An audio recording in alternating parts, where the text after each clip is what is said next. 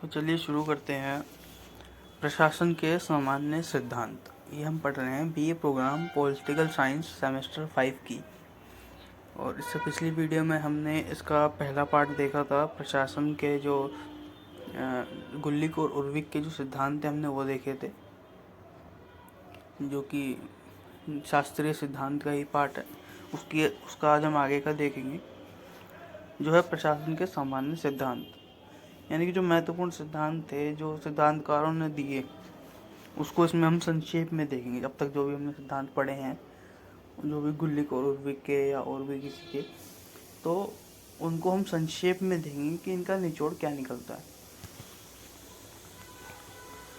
तो विभागीकरणीय का सिद्धांत, इसका क्या मतलब है कि जो सिद्धांत था एक कार्य के विभाजन और विभाग के निर्माण, इसके लिए उन्होंने 4 आधारों की पहचान करता है। जो ये सिद्धांत है विभागीकरणीय का सिद्धांत, जो है वो जो एक गुल्लिक और उर्विक का एक सिद्धांत था कि विभाजन के विभाग, मतलब कार्य का विभाजन और विभाग के निर्माण, तो इसके 4 आधारों की ये पहचान करता है ये सिद्धांत। क्या बताता है? 4 आधार उसके कौन कौन से थे? 4Ps का सिद्धांत इसको बोलते हैं। उद्देश्य, प्रक्रिया, व्यक्ति और स्थान। ये 4 आधार हैं इस सिद्धांत के। तो सिद्धांत जो है कार्य विभाजन,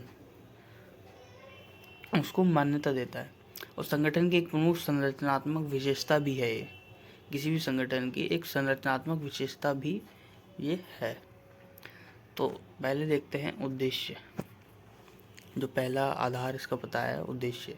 उद्देश्य का अर्थ है यानी कोई भी संगठन का कोई भी कार्य या लक्ष्य की पहचान करना। पहले भी पता है कि कोई एक टारगेट होना चाहिए संगठन का। कोई भी संगठन है उसका कोई भी टारगेट होना चाहिए, काम कैसे करेगा, क्या लक्ष्य होंगे उसके, वो सब मतलब एक पहचान, मतलब उसको निर्धारित करना है कि हाँ ये मुझे करना है। दूसरा है प्रक्रिया। एक प्रक्रिया के साथ काम करना, जिससे पूरा करने के लिए कौशल की आवश्यकता या प्रौद्योगिकी की आवश्यकता हो। जैसे कि कोई भी प्रोसेस, अब जैसे आपने टारगेट तो सोच लिया कि हाँ मुझे ये करना है, लेकिन वो कैसे करना है उसका प्रोसेस में आपको स्किल्स की ज़रूरत पड़ेगी और प्रौद्योगिकी यानी टेक्नोलॉजी की ज़रूरत पड़ेगी। तो टेक्नोलॉजी स्किल के बेसिस पे आप अपने उद्देश्य तक पहुंच जाएंगे उस प्रोसेस से। तो प्रोसेस होना ज़रूरी है। तीसरा है व्यक्ति।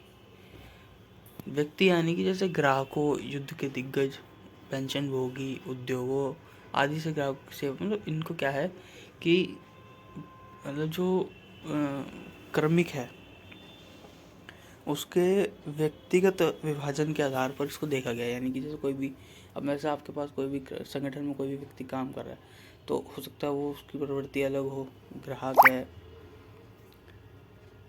युद्ध के दिग्गज, मतलब उनको युद्ध की नॉलेज एक तरीके से यानी फील्ड की नॉलेज है।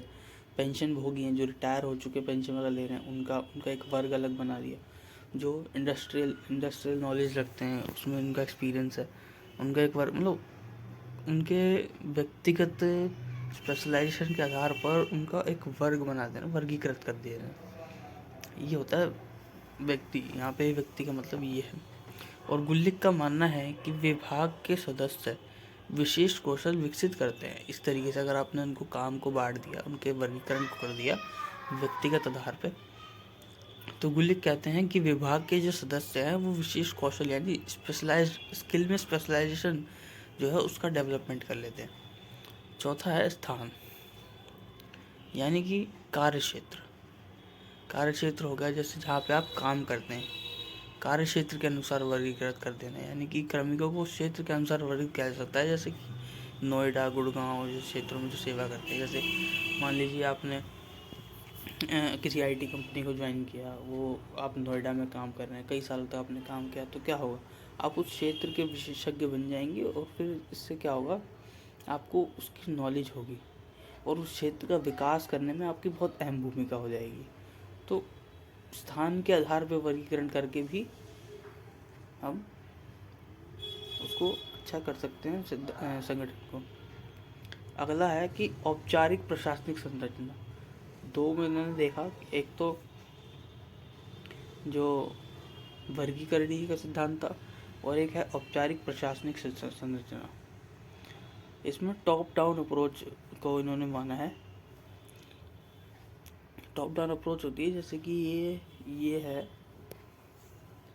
यानी कोई भी संगठन है, अब जैसे हम इसमें देखेंगे आगे, जैसे एकल पदाधिकारिणी, यानी कि गुलिक और उर्विक ने समितियों के नेतृत्व वाले एक संगठन के बजाय एकल शीर्ष अधिकारियों पर जोर दिया। यानी कि गुलिक और उर्विक मानते हैं कि कोई भी संगठन अगर है तो किसी समिति के द्वारा वो नेतृत्व में ना हो, किसी मतलब जैसे 4-5 लोगों की समिति उस संगठन का नेतृत्व ना करे, बल्कि कोई एक अधिकारी ही उस पूरे संगठन का नेतृत्व करे। ये इस चीज़ को मानते हैं। यह सिद्धांत सार्वभौमिक रूप से लागू नहीं किया सकता। ये चीज़ ये इनको पता थी कि यह सार्वभौमिक रूप से लागू नहीं हो सकता। एक होता है, दूसरा है स्टाफ सिद्धांत। इसमें क्या होता है, कर्मचारियों के लिए गतिविधियों का निर्धारण करना, कौन कर्मचारी क्या काम करेगा उसकी गतिविधियों का निर्धारण करना, जो संगठन के कामकाज में कार्यकारी को सहायता प्रदान करेगा। उसके काम अगर अपने स्पेशलाइज अलग कर दिया, मतलब उसका वर्गीकरण कर दिया, भाई तुझे ये काम करना, तुझे ये काम करना, तो उसको क्या होगा, मदद मिलेगी। एक काम में 2 लोग लगे हैं, 3 लोग लगा दिया आपने, इधर भी 3 लगा दी, तो उसको क्या है, काम को करने में आसानी होगी, यानी कि उसको सहायता देगा ये वर्गीकरण। तीसरा है प्रत्ययोजन, यानी कि प्रत्ययुक्तों के लिए प्रतिनिधियों, यानी सीखने के महत्व पर अधिक जोर दिया, जो कि प्रशासन पर अधिकार बनाए रखा। इसमें ये बताया है इन्होंने कि मोटा मोटी ऊपर से देखते हैं कि कोई भी अगर संगठन है, उसके कोई भी संगठन है, उसके ऊपर जो प्रतिनिधि है या कोई प्रशासक है, जो अपने अधीनस्थ जो भी कर्मचारी हैं उनका नेतृत्व कर रहा है। इससे क्या होगा, मान लो कि ऊपर जो प्रशासन है या जो प्रतिनिधि है वो ना हो, तो उसके अधीनस्थ वाले जो होंगे वो अपनी जिम्मेदारी ठीक से नहीं निभाएंगे और काम को जो है वो ढंग से कुशलतापूर्वक वो नहीं करेंगे। तो कहने का मतलब इनका ये था कि किसी भी संगठन में एक प्रतिनिधि या प्रशासक का होना बहुत ज़रूरी है, ताकि कार्य को कुशलतापूर्वक किया जा सके। उसके जो अधीनस्थ जो भी कर्मचारी हैं वो अपनी जिम्मेदारी को ढंग से समझे और काम को कुशलतापूर्वक करें। फोर्थ है नियंत्रण की अवधि, यानी कि उर्विक द्वारा प्रतिपादित नियंत्रण की अवधि के अर्थ को विस्तार से समझने का प्रयास किया है। उर्विक ने जो नियंत्रण की अवधि दी है, उर्विक ने दी थी कि नियंत्रण की अवधि, उसके अर्थ को हम समझते हैं कि क्या है ये नियंत्रण की अवधि। तो 3 तरीकों से समझाया हुआ नियंत्रण की अवधि क्या है। बुद्धि और व्यक्तित्व, अगर मान लो किसी प्रशासन के पास बुद्धि और व्यक्तित्व है, तो कोई व्यक्ति अपना समय और ऊर्जा लगा के अपनी जो जिम्मेदारियां हैं उसके साथ बेहतर तरीके से अधीनस्थों को नियंत्रित कर सकता है। यानी कि जो भी जो प्रशासक है या जो प्रतिनिधि है, उसके पास बुद्धि है, उसका व्यक्तित्व है, तो वो अपना समय और ऊर्जा लगाकर अपनी जिम्मेदारी से जो उसके अधीनस्थ जितने भी कर्मचारी हैं उनको नियंत्रित कर सकता है। दूसरा था कि नियंत्रण की जो भी सीमा अधीनस्थों द्वारा किए जा रहे कार्य की प्रकृति पर भी निर्भर करती है। यदि कार्य जो है नियमित नहीं है, नीरस है, अलग है, पृथक है, तो क्या होगा, अधिक श्रमों की निगरानी के लिए ये संभव नहीं होगा। मान लो एक काम है वो कंटिन्यूस नहीं हो रहा है, उसमें मतलब कर्मचारियों का मन नहीं लग रहा है, नीरस है, या हर कर्मचारी का काम अलग अलग है, तो इसका क्या है कि जब ज़्यादा श्रमिक होंगे तो उन पर निगरानी रखना संभव नहीं होगा। तो यानी कि कार्य की विविधीकरण के कारण अधिक पर्यवेक्षक की आवश्यकता होगी। यानी कि कार्य में विविधीकरण है, अलग अलग तरीके के कार्य हैं, इस चक्कर में जो सुपरवाइज़र है, पर्यवेक्षण, इनकी हमें ज़्यादा ज़रूरत पड़ेगी ताकि वो अलग अलग इन पर निगरानी रख सके। तीसरा है कि एक स्थापित या स्थिर संगठन, इसमें बताया कि इस अवधि इस बात पर भी निर्भर करेगी कि यह एक नया संगठन है या पुराना। जो नियंत्रण की अवधि जो उर्विक ने बताई थी, उन्होंने बताया कि इस पर भी निर्भर करती है कि संगठन नया है या पुराना। कोई संगठन अगर पुराना होगा यानी स्थिर होगा या पहले से स्थापित होगा तो उसमें हस्तक्षेप करने की आवश्यकता जो है वो कम होगी। लेकिन अगर संगठन नया है तो उसको सुपरवाइज़र की आवश्यकता है और एक अच्छा मॉडल स्थापित करना और उसमें एक अच्छा प्रोसेस अपनाया जा सके, इसकी भी ज़्यादा ज़रूरत है। अब देखते हैं कि इसकी आलोचना, कई विद्वानों ने इसकी संगठन सिद्धांतों की आलोचना की है। प्रशासनिक प्रबंधन को तीव्र आलोचना का सामना करना पड़ा है। प्रशासन के सिद्धांतों को इस आधार पर अधिक तैयार किया जा सकता है उनके पास क्या होना चाहिए, वे वैज्ञानिक सत्यापन के अधीन नहीं हो सकते। यानी कि उन्होंने बोला है कि आलोचना में इन्होंने क्या कहा है कि प्रशासन के सिद्धांत जो हैं उनके इस आधार पर अधिक तैयार किया जाता है कि उनके पास क्या होना चाहिए, बल्कि वो साइंटिफिक प्रूव्ड के अधीन नहीं होते हैं। एल.डी. वाइट कहते हैं कि इस उपागम में ज़्यादातर प्रशासनिक कार्य और संगठनों का वर्णन और वर्गीकरण करने के लिए उपयोग किया गया सिद्धांतों को। इन्हें सार्वभौमिक सिद्धांतों के रूप में नहीं लिया जा सकता।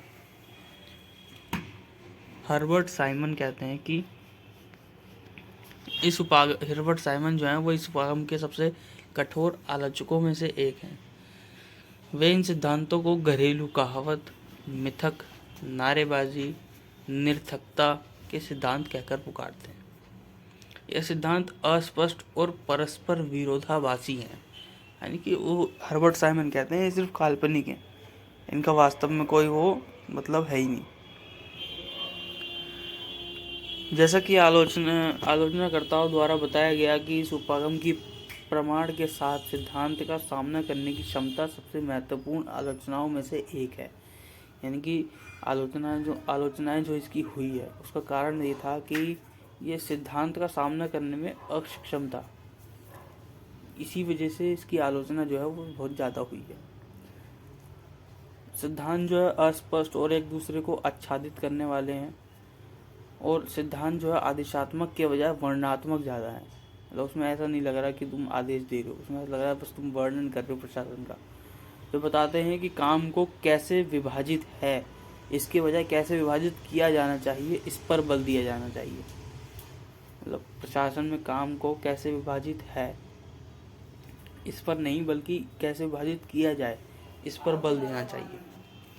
तो ये टॉपिक यहाँ पे ख़त्म होता है।